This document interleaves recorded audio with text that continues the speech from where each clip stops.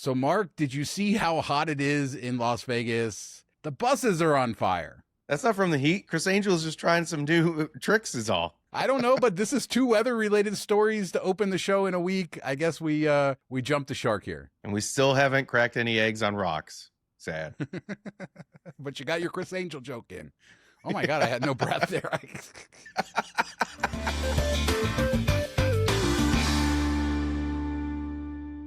So let's start the show, Mark. 28 is on fire. We saw this on X, and it is a board over at Aria showing the numbers. Now, these boards will mess with your mind, and they are for entertainment purposes only. And the reason they put them there is to make you think that there's a streak or there's some sort of betting strategy that will work. The odds of this happening, though, 28 hitting 5 out of 7 times, 1 in about 4 million. Yeah, and you see this with like if it's just on a run of red or run of black, and then people start betting the other side of it, and each spin is unique. But there are people that believe some dealers have like a systematic roll where it will land in similar pockets, and they play that way. So I could see how this would happen if that is true. But it's always funny when somebody, you just go with the hot, whatever it is, just roll with it. It's better than trying to go against it. My favorite comment on the Las Vegas Locally Post was said, meanwhile, some guy is martingaling red because it can't keep hitting black. As we know, that's a terrible strategy as well, because at some point you're going to run out of money. And it can go black for a long time. Somebody else said that they used to deal roulette and that they could make the ball land in any zone whenever they wanted to help good customers. I don't know if that's true, but you would have to think like Aria is probably inspecting that wheel, right? Yeah, they're going to come out. If somebody's been playing 28 the whole time, they're definitely going to come and inspect it. Well, let's move on to talk about a homecoming, Mark. Steve Wynn is coming home back to Las Vegas. Specifically, he's going to do a talk at the Neon Museum October 22nd at 4 o'clock. Tickets are on sale for $79 as of now. They are still available. And this is how they describe it. Wynn will trace the origins of the Mirage from an audacious idea that challenged the prevailing economics and aesthetics of Las Vegas to the unprecedented risks taken to finance, design, and build a resort, unlike anything the city had seen before. Attendees will hear firsthand how vision, storytelling, architecture, entertainment, branding, and operational strategy were integrated into a single cohesive experience that changed Las Vegas from a gambling town into a global entertainment capital. We talked about Paul Steelman, his interview. This seems like an amazing way to get a one-of-a-kind view of that part of Vegas history. Yeah, I mean, this is awesome for the Neon Museum to get access to Steve Wynn and have something like this. And it's probably going to be a more intimate thing because they don't have a ton of space there. I don't know that they could pack a ton of people in there. And you'd think that this would be popular. I'm surprised there's still tickets available, or maybe just people haven't heard about it. But I think you will get a really unique look at somebody that really helped redefine Las Vegas. Personal things aside, you know, all that stuff. But if you love Las Vegas, I think that this would be something that you'd be really interested in. Yeah, we've talked a lot about the personal stuff and how you can put that aside and still look at the man, the visionary, and what he did from the work aspect of building Las Vegas, building the mega resorts, and ushering in essentially the mega resort to the Las Vegas Strip. But there's so much more to the story, but it's kind of exciting that this talk will kind of focus around Mirage, a building that we all sort of grew up in, and a lot of us sort of saw that version of Vegas, and he's getting older. I'm surprised they let him pass the county line, but hey, welcome back, I guess. Hopefully this brings in a decent amount of money for Neon Museum too. I'm sure they can always use a little bit more, and maybe we'll finally get the move over to the parking garage. So, Mark, for years I've been saying Las Vegas has 3 million people, and specifically talking about Clark County. So first off, that is the first lie. We love to lie about this because we're really talking about the county, right? The numbers in the county or the metropolitan area. So you could take Laughlin or leave it. It's not that big, not that huge, but it's always Las Vegas, North Las Vegas, unincorporated Clark County, Henderson, all of that stuff. And as of right now, we're at just over 2.5 million people in the county. So if we say 3 million, we're just hoping that tomorrow we're going to grow. But this new projection came out from UNLV saying that we won't hit 3 million until 2045 now. So I moved here in 1993. I think we hit 1 million in 1996. We hit 2 million before 2013, sometime there. I'm surprised it's going to take to 2045. Well, I do think everything's gotten quite a bit more expensive. Housing, we've talked about that a lot. It's just not as affordable as it was a decade or two ago. And it was especially coming out of 2008, where you could buy stuff fairly cheap. People were coming in droves, and now they're just not as much. There's You're running out of a bit of space in the valley of where they've built out to, and it's stretching out. And then we're talking about water issues pretty much monthly on the show. So there's a lot of things working against it, but it still is a great place that a lot of people want to go move to and live. It's just kind of slowing down, and that's natural, I think. Yeah, maybe. I've lived here for so long, and there's never been a discussion about we're going to change the projections for growth. It's just always been pedal to the metal, grow as fast as you can. There's been some hiccups with that, but it is interesting to see. I did misspeak earlier. It was 2045. Now it's 2055. They also say that at some point in the early 2030s that people are going to start dying off faster than they're born. So we may lose population that way unless people start moving here in greater numbers. So I'm kind of we don't have the water. I don't want 4 million people here. So I'm okay with this. You guys just need to go into California and put up some billboards, move to Las Vegas. I think that one's played out. California hate comments below. In a second, we're going to talk about where you can get conspiracy cocktails in Las Vegas. But before we do, I would love to invite you to subscribe. Thousands of you are watching. You're not subscribed. Hit that button. Helps us out. Hit the hype button as well. Thanks so much in advance. So let's talk Mr. Kim's. This opened at Palace Station. This is Korean barbecue. And you put this into the show notes, so I don't know quite what you're trying to cover here, but it looks really good. It's at Palace Station, and this reinforces my assertion a couple years ago that Korean barbecue is the new Vegas buffet. I saw Mark Meltzer had shared it on Twitter or X, and I was just kind of like, oh, that looks really good. The prices don't seem horrible for all you can eat, and you can pick what type of meat you want and just go to town on it. And it just reminds me of something that we used to do when I was a kid. My parents we'd go to, I don't know if it was Japanese steakhouse or something like that, and they'd give you like this hot stone, and you would get a plate of meat, you pick out your meat, and they bring it out, and you cook it on the stone in front of you. And this kind of gave me those vibes and just brought back childhood memories. But it looks like a fun time, and the prices don't seem all that bad, and the meat looked really good too. Yeah, he got the Wagyu version, $69, I think, for that. And then the premium was $38.95. There's definitely good Korean barbecue in Chinatown, elsewhere around town. I reviewed the one on the show at Planet Hollywood at the Miracle Mile shops, which I thought was decent. And like I said, I think this is, I will say I've had probably more good meals at Korean barbecue than I have at any Vegas buffet. So this is the way to go do it. Much more meat. Yeah, you got to get that protein, right? yeah, I guess. You're supposed to say that's what she said. So let's talk conspiracy cocktails, this summer menu at Velveteen Rabbit down in downtown Las Vegas in the Arts District. And they have all this a range of cocktails. They also have mocktails too, Mark, that are named after conspiracy theories. Birds aren't real, chemtrails, moon landing hoax, the Anunnaki, a classic there that ties to Southern Nevada, Bermuda Triangle, flat earth, all that good stuff in cocktail form at Velveteen Rabbit. They kind of give off a tiki bar vibe when you look at just the drinks, some of them at least. And you know that I love tiki bars, so I'm already in on the presentation of these drinks. And I love when you kind of have a theme for something, everything ties in together. It's fun. It makes it a little bit more interesting. But I got to say, the moon landing is the coolest with the little moon guy next to the drink. That's the one I would get. I love the dead internet one. I mean, they really did a good job of picking some of the more interesting conspiracy theories to put into their cocktails. And yeah, I mean, it gets us to talk about it. This is what we're looking for today, right? A lot of people want those Instagrammable cocktails, themes, fun things to put out, not just a regular drink, but a Illuminati drink, stuff like that. So it is perfect with the culture too. Da Vinci Code. I don't know. That's what came to mind when you said Illuminati. Well, this is the most 2026 show ever because we're going to talk about these viral center bite cinnamon rolls from Mama Llama Bakery. This is a local, basically a bakery out of a woman's house. She went viral making these center bite cinnamon rolls, and now she does a couple drops a week and sells them out.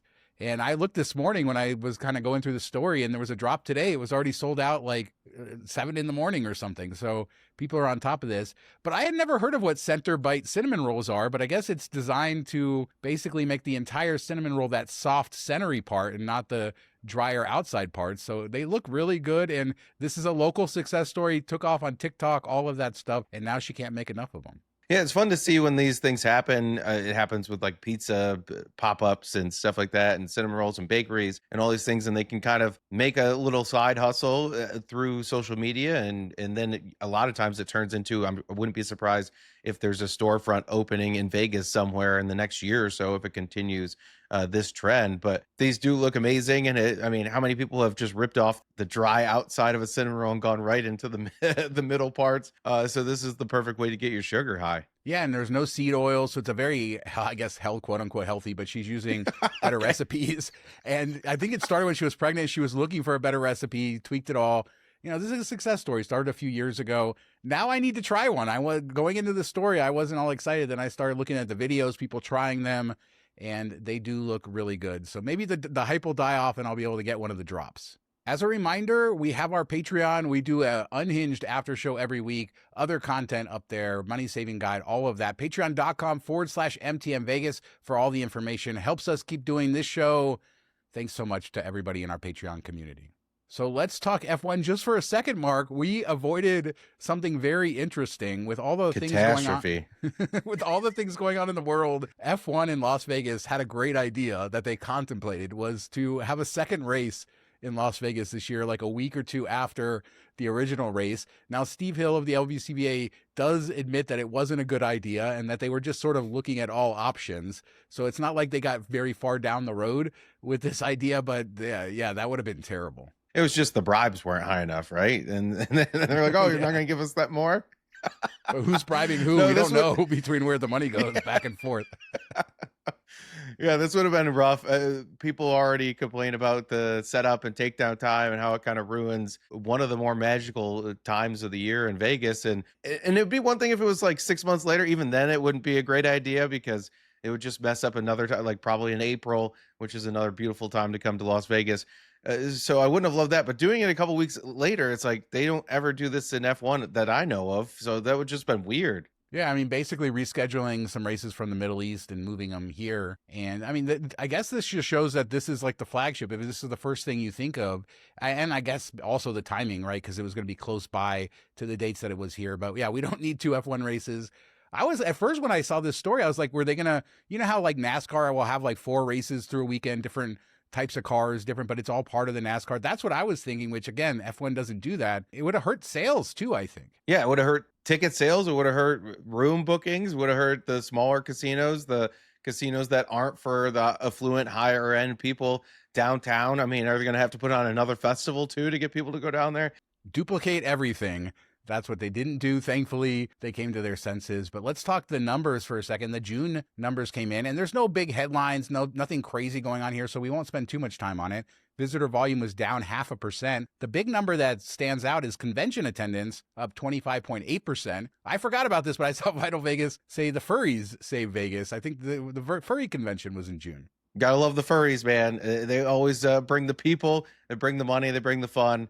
So that's cool to see. And of course, Laughlin's still struggling. I think they had the worst numbers overall, which is sad to see. Yeah, and the gaming side of it, not a big difference, 0.82% up. So not as big up as we've seen in some other months. And so maybe things balancing out here and establishing a new baseline, which they'll sort of go off of. But yeah, the sky isn't falling. All these numbers are significantly higher than their recent lows, and they're still down from last year. So the story largely just remains the same when it comes to Vegas numbers. Has there been a huge recovery? I think things are going okay. Yeah, I think it's a little bit off the peak, but it's still really good numbers, and Vegas isn't empty or anything like that. So let's close with this. MGM's earnings call happened, and we're not going to go into the earnings and all of that. You can go somewhere else for that because there's a lot of better takeaways from the earnings call. Now, we did talk about how Caesars won't be doing earnings calls anymore, so maybe MGM in the future won't be either if it goes private, but they are considering that Barry Diller people offer. And Bill Hornbuckle basically said that they formed a special committee of independent directors to review the bid and that they are proceeding through with all of that. Nothing else to share on the sale. With that out of the way, let's talk some interesting stuff. The all-inclusive deal at Luxor and Excalibur, how is it doing? What is going on there? They said over 30,000 room nights have been booked under the all-inclusive package. Specifically, half the customers that book are new to MGM, so they are reaching new people. They also talked about how their flexibility, allowing the package to be booked on the weekend at a higher price, has been very popular, and that's caused a lot of people to book. It also has helped their margins, and they say that this is a profitable, good deal for them.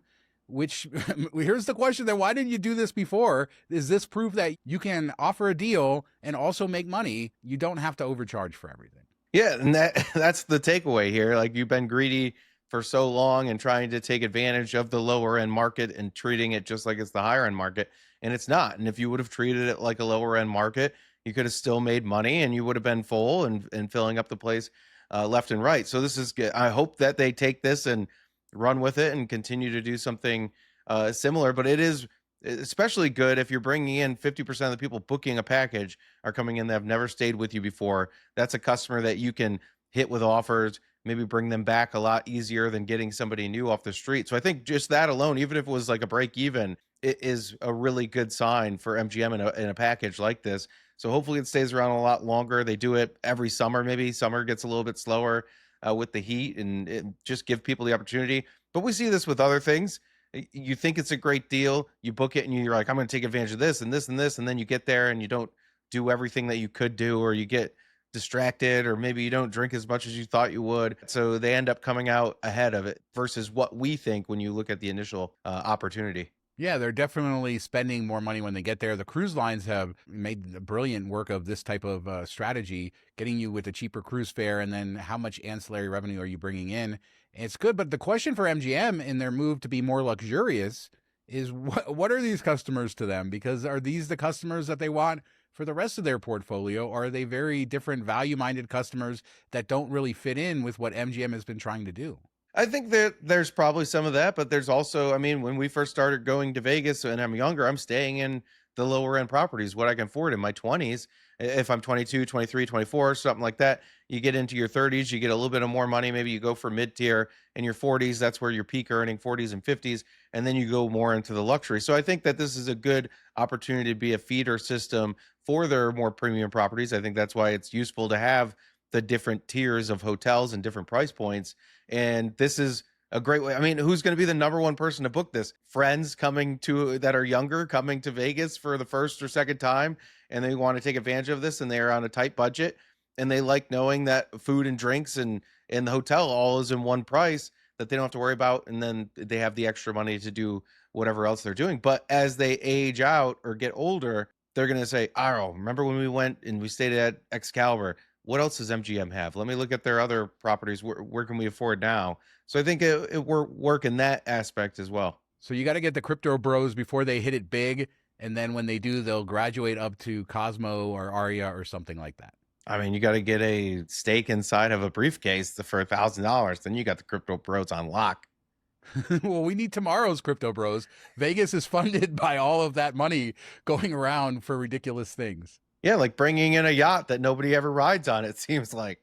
Well, we'll talk about the yacht and Bellagio and everything that's been going on there in a second, but let's talk MGM, Park MGM. They said they identified that property as being good with locals because of its proximity to T-Mobile Arena, but also the access to it and everything else. So that is why they picked it for this local specific deal that we talked about with, free parking validation, all that sort of stuff. So they chose that property because they think it is probably the best in their portfolio for locals. Yeah, I could agree with that thinking or that line of thought. I think that was a good choice. Plus, it's non-smoking, which people seem to like, and makes it a little bit unique. But it's like they didn't learn anything from the all-inclusive. Like, offer value. Don't make people spend a ton of money to get free parking. Which, I mean, just let them come, or even make the spending $25, or if you gamble for a little bit, like, give them opportunity to make it worthwhile, or allow it be spent at any MGM property. It just was a stupid setup. I think that the idea was good. They just, the implementation was bad. And let's close with Bellagio. I'm going to read what they said about Bellagio. New villas coming, Carbone Riviera, all that. We're thinking about more villas potentially because we only have 8. Our convention and meeting space, as I mentioned in my prepared comments, needs some work. We've seen tremendous success with activation of Lakeside with Carbone Riviera, and so we're going to look to continue on that theme. So we saw them cancel that project that was going to sort of create an entirely other side of the lake in a big mall and all that. But on this hand, they say they want to build more villas. There you go, high end, the really super rich people, and Carbone Riviera activating the lakeside. So we're going to see them try, not that there's not enough out there, but I think you're going to try to see an activation of the lakeside in some way or the other. I think that that's a good idea. I mean, it's one of the more iconic things, maybe the most iconic thing in Vegas right now, and getting people access to it, unique access. They're willing to pay for it. They're willing, especially with the way Instagram and social media is these days. If you can do something that most people can't do, that gives you credit, and people want that in spades. So I think that they do need to lean into that some more. I can see more villas. That makes a lot of sense with how popular they are with the high rollers and everything like that. And I mean, just imagine if they did have a second F1 race, Bellagio would probably be falling over themselves to get people into these things. Yeah, Bellagio is one of the places that's super happy with the F1 race. The question is, are they going to build the villas so that people can look down on them from above? Because if that's not the case, then who wants a villa? I mean, if you can't be watched while you're doing hanky-panky in the backyard, what's the point? Exactly. What's the point of having all that money if you can't if you can't be watched there? But let us know. I mean, this is some interesting stuff coming from the MGM earnings call. It's good to hear about the all-inclusive deal going well. That means maybe we'll see more of that. Their way that they shifted with allowing people to book different dates has been good. So let us know what you guys think. The Korean barbecue, what's your favorite Korean barbecue in Vegas? The Center Bite cinnamon roll, have you ever tried that? And Steve Wynn coming back to Vegas at the Neon Museum. Are you excited? Are you going to go see him speak, or should he be tarred and feathered at the county line? Let us know down below. We do a couple shows a week, and we will be back next Wednesday with another show. Thank you so much for watching. Talk to you next time. Thanks, everybody. Have a great weekend.